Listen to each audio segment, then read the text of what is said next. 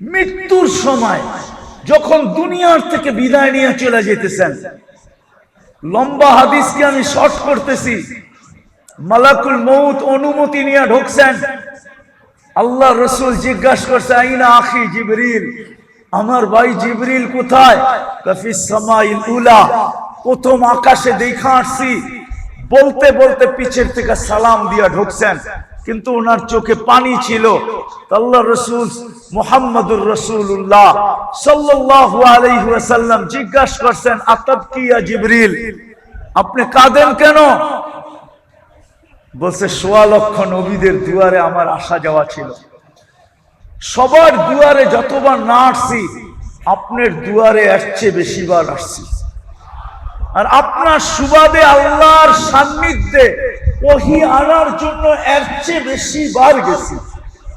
আজকে আমি এলপিআরে চলে যাব, আর কোনোদিন ওহির বাহক হব না, আর কোনোদিন ওহির জন্য ওই নৈকট্যময় যাওয়ার সুযোগ হবে না। এই জন্য আমার চোখের পানি। কিন্তু আপনার চোখে পানি কেন? আপনার চোখে পানি কেন? তো রাসূলুল্লাহ সাল্লাল্লাহু আলাইহি ওয়াসাল্লাম,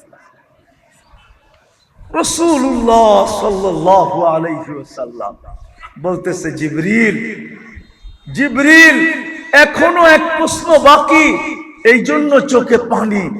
মনে হয় না আমার সারাস্তির যুবকরা বুঝবে কি বুঝবে না। বলছে, এখনো এক প্রশ্নের উত্তর বাকি, আমার পরে উম্মত কে দেখা রাখবে? ফামান লিবাদি লিউম্মতি, আমার পরে আমার উম্মতকে কে দেখা রাখবে? এই জন্য আমার চোখে পানি। আফসোস যদি আমার জাতি বসত, আফসোস যদি উম্মত বসত, আফসোস যদি যুবকরা বসত, আফসোস যদি নারীরা বসত। তো জিবরিল দৌড়ায় গেছে, দৌড়ায় আসছে, জবাব নিয়ে আসছে। আল্লাহ জবাব দিছে, লা আতরুকু উম্মাতাকা ওয়াহদা ওয়ালা ফারদা, আপনার উম্মতকে আমি দেখা রাখবো। বন্ধু, আপনি উঠা চলে আসেন। আজও কবরে চোখে পানি। শাহরাস্তির মানুষ, আমার তো মন চায় আমি ডেলি মদিনা ছুটা যাই, কিন্তু হয়তো আমাকে করতে দিবে না, ওই পর্যন্ত পৌঁছতে দিবে না। আমার মন চায় আমি রওজায় কান লাগায়া শুনি, কেননা হায়াতুন নবী, আমাদের নবীজি কবরে এখনো জীবিত। হায়াতুন নবী এখনো কবরে জীবিত। আমার মন চায় কান লাগায় আমি শুনি যে কবরের ভিতর থেকে মনে হয় চিৎকার দিতেছেন, মা বি উম্মতি, হায় আমার উম্মতের কি হইল? হায় আমার উম্মত আমার আদর্শ কেন ছাড়লো? আমার ইজ্জত কেন রাখলো না? আমার লাজ কেন রাখলো না? আমার আদর্শ কেন ছেড়ে দিল? আমি পুরা টিম নিয়ে আসতে পারি।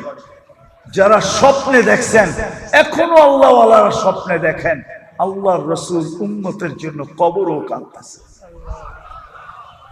চলেন বাকিটা কিতাবের থেকে শুনেন। আবুলাই সামারকান্দি রহমতুল্লাহ আলাইহি লেখছেন, জানি না আপনাদের দিলে গাঁদবে কি গাঁদবে না। আবুলাই সামারকান্দি রহমতুল্লাহ আলাইহি লেখছেন, আল্লাহর রাসূল যখন কবর থেকে উঠবে, সর্বপ্রথম আল্লাহর রাসূলকে উঠাবে, মুহাম্মদুর রাসূলুল্লাহ সাল্লাল্লাহু আলাইহি ওয়াসাল্লামকে উঠানো হবে, আর কাউকে উঠানো হবে না। জিবরিল পর মারবে, উনি উঠবে।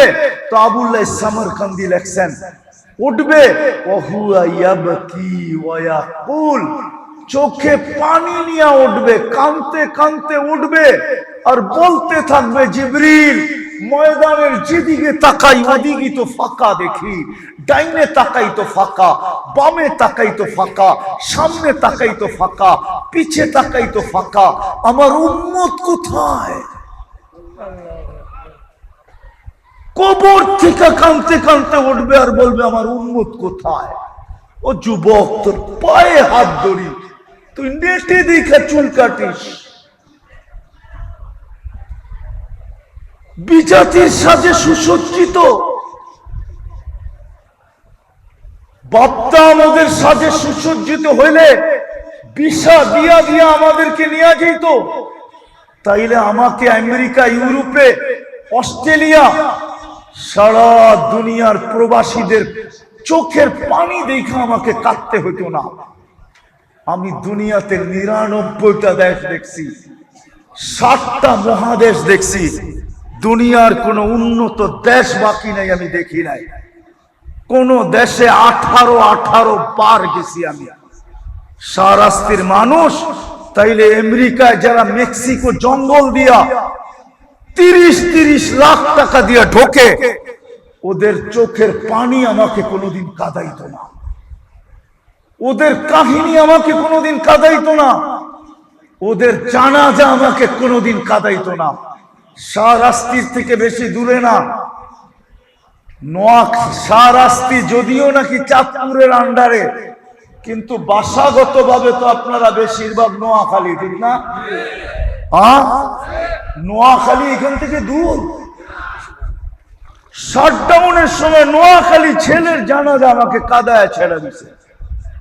ওর কেউ ছিল না, আমি ওকে চিনতাম। ও 5 মাস আগে জেলখানার থেকে বাহির হয়ে আসছে, 5 মাস আগে জেলখানার থেকে বাহির হয়েছে। মেক্সিকোর জঙ্গল দিয়ে আমেরিকাতে ঢুকছে 30 লক্ষ টাকা দিয়া। ও হোম ডেলিভারির কাজ করত, মোটর সাইকেল অ্যাক্সিডেন্টে মারা গেছে। কারো চোখে পানি আসে নাই, কিন্তু আমি কাঁদতেছিলাম এই কথা ভাইবা যে ওর সমস্ত স্বপ্ন ধূলিসাৎ। ও ভাবছে কয়েকদিন পরে গ্রিন কার্ড পাবো, তারপরে মা বাপ, ভাই বোন, আত্মীয় স্বজন, স্ত্রী পুত্র সবার জন্য অ্যাপ্লাই করব। একের পর এক বাই রোটেশন সব আমার আঙ্গুল ধরে আমেরিকাতে চলে আসবে, আমার পুরো ফ্যামিলি আমেরিকাতে থাকবে। একটা অ্যাক্সিডেন্ট, সমস্ত স্বপ্ন ধূলিসাৎ। তাইলে 30 লাখ টাকা দিয়ে কেন যেতে হতো? ও যুবক বলো না, আরে বলো না কেন যেতে হতো? তোমার চুল তো ওদের স্টাইলে, তোমার টিস গেঞ্জি তো ওদের স্টাইলে, তোমার প্যান্ট তো ওদের স্টাইলে, তোমার চলা তো ওদের স্টাইলে, তোমার বসা তো ওদের স্টাইলে, তোমার খাওয়া তো ওদের স্টাইলে, সবকিছু তো তুমি ওদের স্টাইলে করো। তারপরে এমবেসিতে দাঁড়াইলে 30 লাখ টাকা দিয়ে কেন ভিসা লাগাইতে হয়? বলো আমাকে, আরে বলো না, বলো আমাকে কেন লাগাইতে হয়? তোমার রূপরেখা দেখা ভিসা দেয় না? না না না না, ভুল ধারণা। এই জন্যই কবর থেকে কাঁদতে কাঁদতে উঠবে।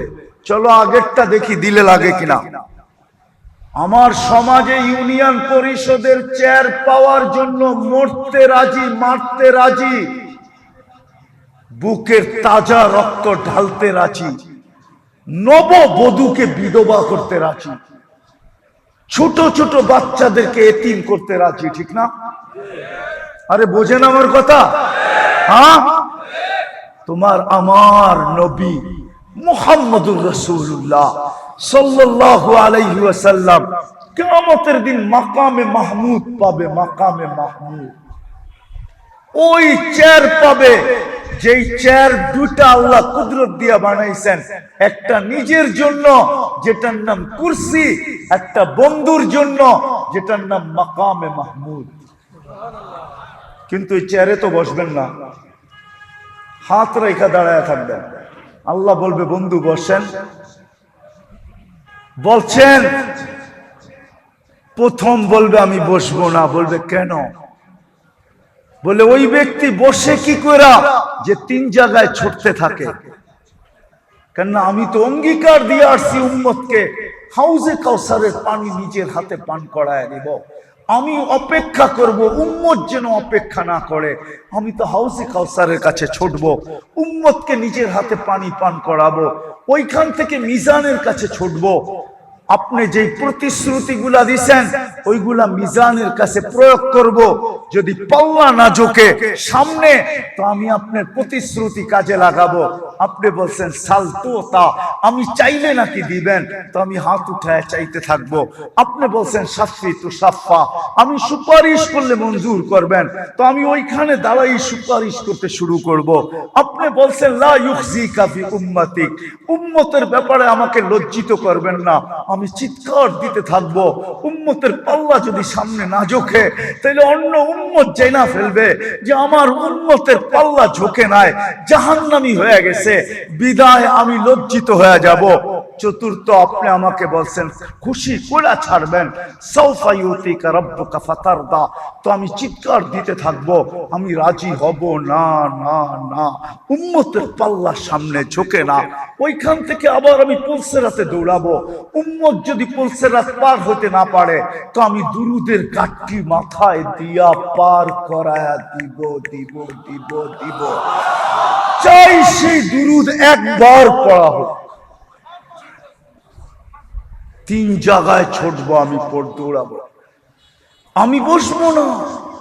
এই জন্যই তো কিতাবে পাওয়া যায় কিয়ামতের দিন এক ব্যক্তিত্ব আদম থেকে নিয়ে ঈসা আলাইহিস সালাম পর্যন্ত প্রত্যেক নবী রাসূল নফসি নফসি নফসি নফসি বলতে থাকবে। मूसा अलैहिस्सलाम बोलबे ला আসআলুকা উম্মি ওয়ালা আসআলুকা উখতি, মাকেও চাই না বোনকেও চাই না, আসআলুকা নফসি নফসি, আমাকে বাঁচান আমাকে। জিবরিল পর্যন্ত জমিনে পড়বে আর বলবে রব্বি সাল্লিম সাল্লিম, আমাকে বাঁচান। ওই দিন আপনার আর আমার নবী কিয়ামতের মাঠে 3 জায়গায় ছুটবে আর চিৎকার দিতে থাকবে রব্বি উম্মতি উম্মতি উম্মতি উম্মতি।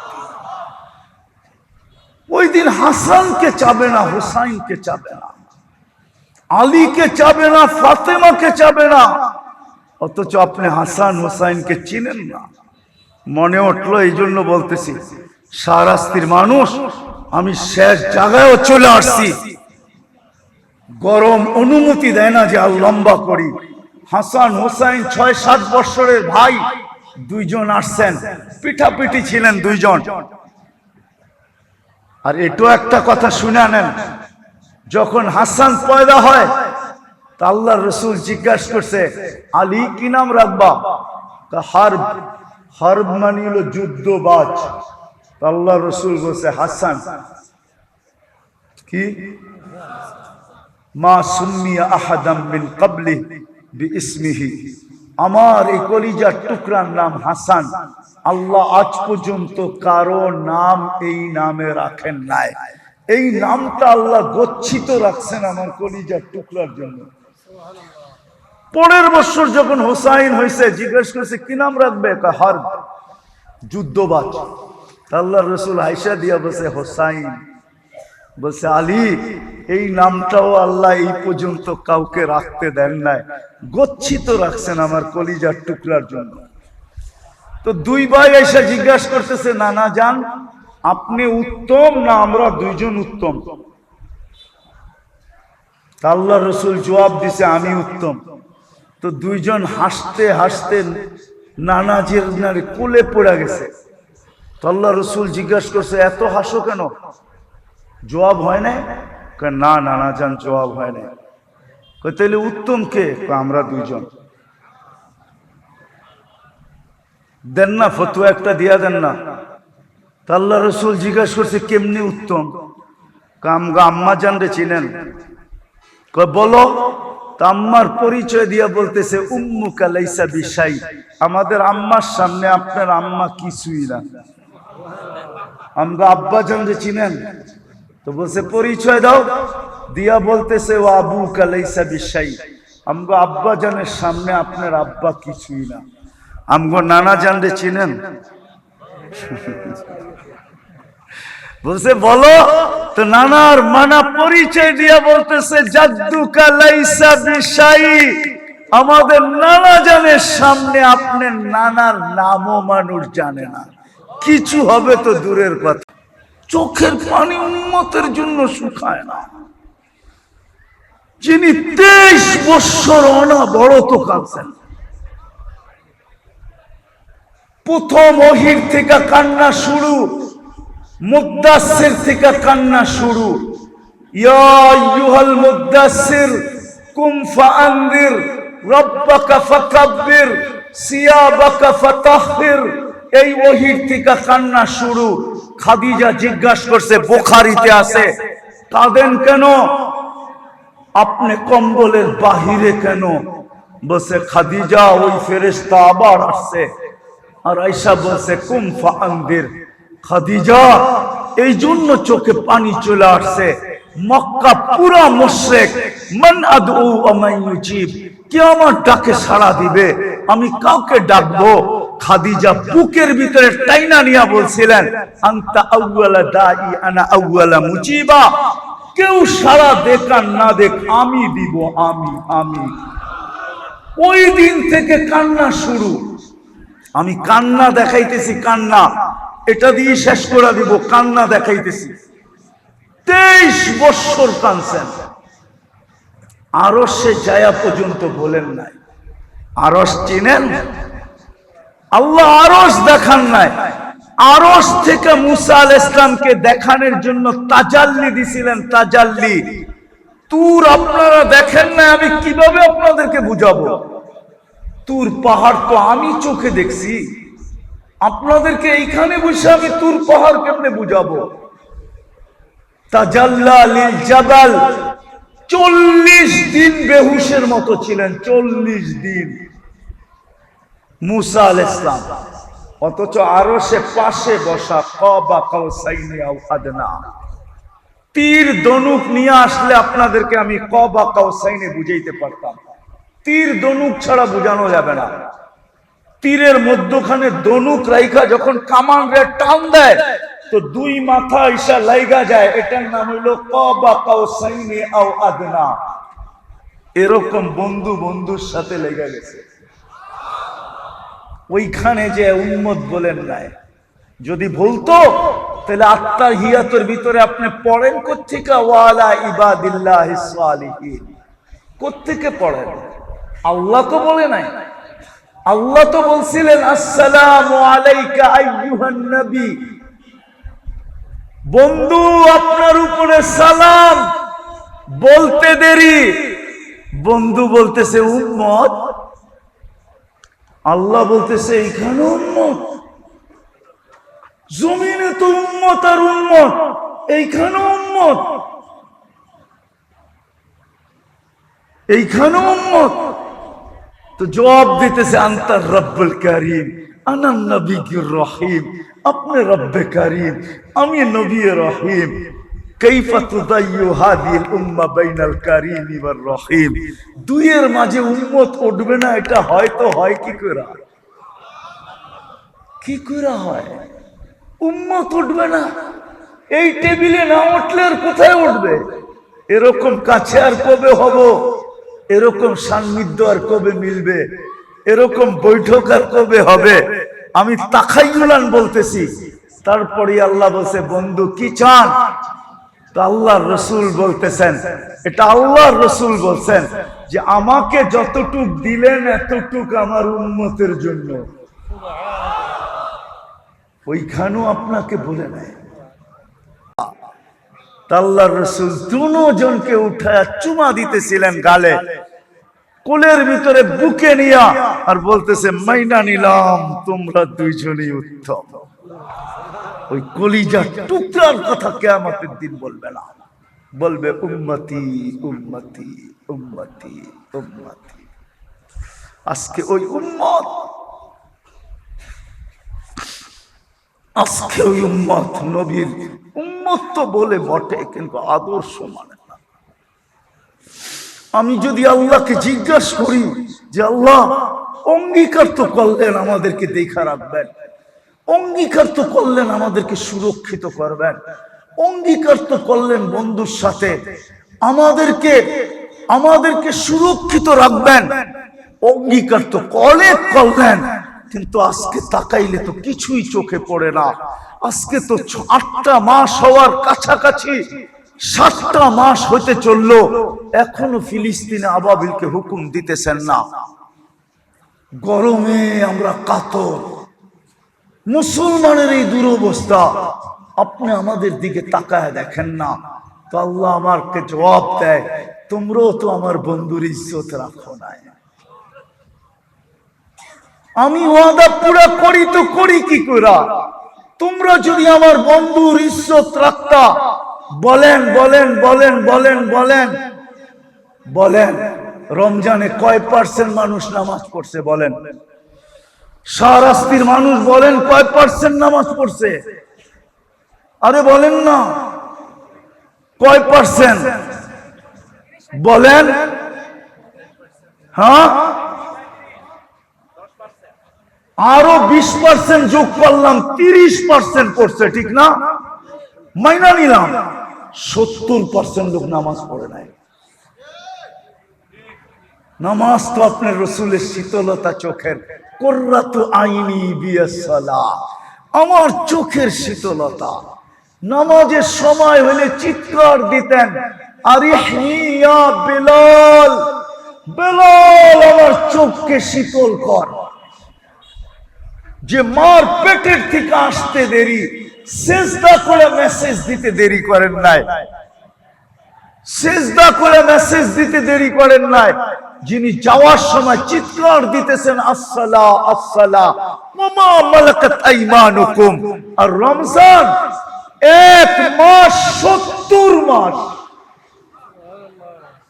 এই উম্মত যদি 1 মাস নামাজ পড়া ঘরের দরজা বন্ধ করে বসা যেত, আর আল্লাহ যদি গরম দিত তো বাহির হইয়া বলতে পারতো 1 মাস হইতো 70 মাসের ইবাদত কইরা বাড়িতে বইছি, গরম দেন কেন? 70 মাসের ইবাদত করে তো ঘরে বইলাম, গরম দেন কেন? আল্লাহ যদি বলে বাকি 11 মাস বাদ দিয়া দেন, 11 মাস বাদ দেন, তারপরও তো আমার কাছে থাকবো। আপনি আমার কাছে পাবেন তো পাবেন কোত্থেকে? লাইলাতুল কদর দেখলে তো 83 মাস, 83 বছর। আজকে নবীর আদর্শ ছেড়া দিছে। সবচেয়ে বড় আদর্শ 5 ওয়াক্ত নামাজ ছিল। আল্লাহ ডেলি 5 বার ডাকে, মাসে 150 বার ডাকে, বৎসরে 1800 বার ডাকে। কয়জন সাড়া দেয়? দয়া করবে তো করবে কি করে? বিদায় আসেন, শেষ কথা আমার, আসেন যদি বুঝে আইসা থাকে, যদি চাই যে এই জিনিসের পরিবর্তন ঘটুক, আজকের দুরবস্থার পরিবর্তন ঘটুক, নাইলে আপনি 3 দিন পর পর বাড়াইতে থাকবেন, না জানি এই বাড়ানো কোথায় যায় ক্ষান্ত হয়। দুবাইওয়ালারা ভাবছিল বন্যা শেষ, এখন কুয়াশায় মরতেছে। সৌদিওয়ালারা ভাবছিল দুবাইতে বন্যা, এখন সৌদিওয়ালারা বন্যাতে মরতেছে। ইউরোপওয়ালারা ভাবছিল সৌদিতে হইতেছে আমাদের কি, যা দেখেন ফিনল্যান্ড পুরাটা এখন বরফের নিচে ঢাকা পড়ে আছে। আল্লাহ খেপা গেছেন,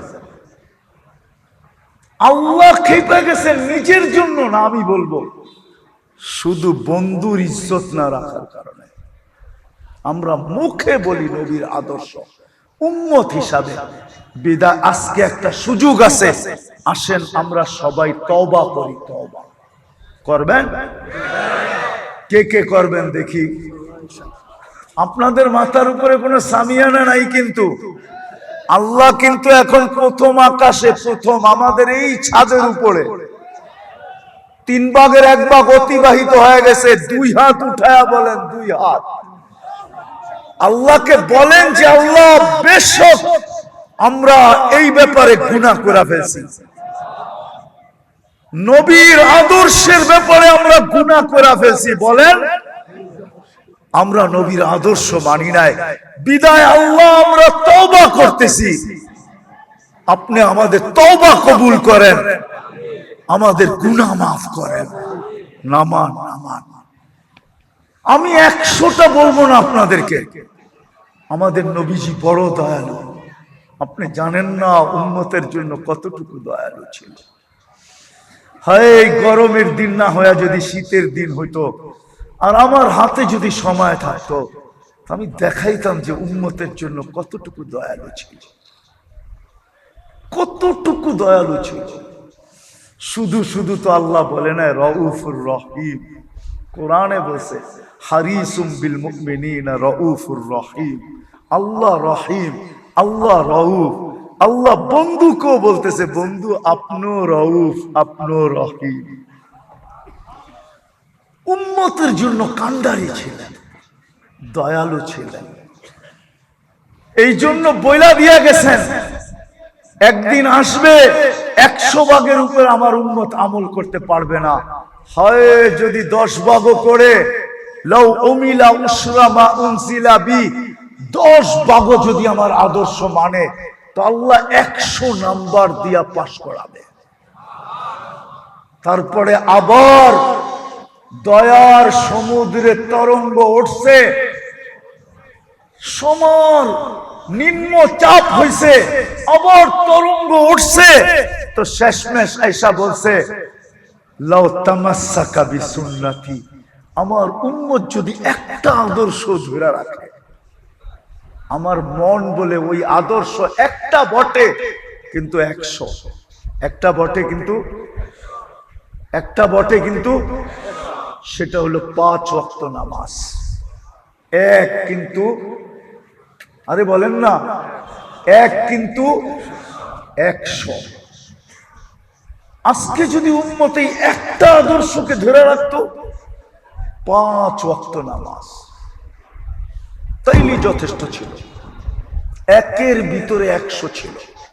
বিদায় চলেন আজকে এই মাহফিল থেকে অঙ্গীকার করি যে নবীর কোনো আদর্শ পারি আর না পারি, তওবা যখন করলাম, তো আজকের থেকে নামাজ কোনোদিন ছাড়বো না।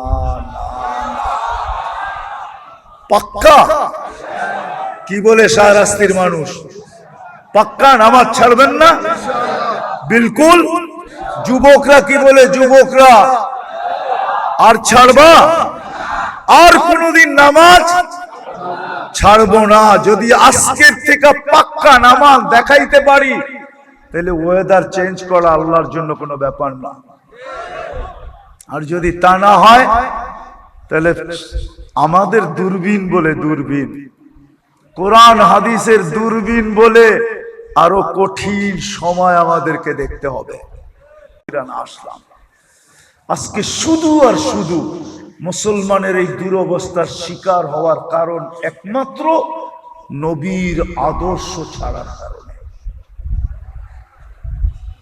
নবীর আদর্শ ছাড়ার কারণে, লাইফ স্টাইল ছাড়ার কারণে, নবীর কেরিয়ার ছাড়ার কারণে, নারী বলেন আর পুরুষ বলেন, যুবক বলেন আর বৃদ্ধ বলেন, শিক্ষিত বলেন আর গ্রাম্য বলেন, প্রত্যেক মুসলমান যে উম্মতে মুহাম্মদী নিজেকে স্বীকার করে, সে নবীর আদর্শ ছাড়ার কারণে আজকে আমরা এই দুরবস্থার শিকার। যতটুকু বললাম, আল্লাহ আমাদের সবাইকে এর উপরে আমল করার তৌফিক দান করেন। ওয়া মা আলাইনা ইল্লাল বালাগ।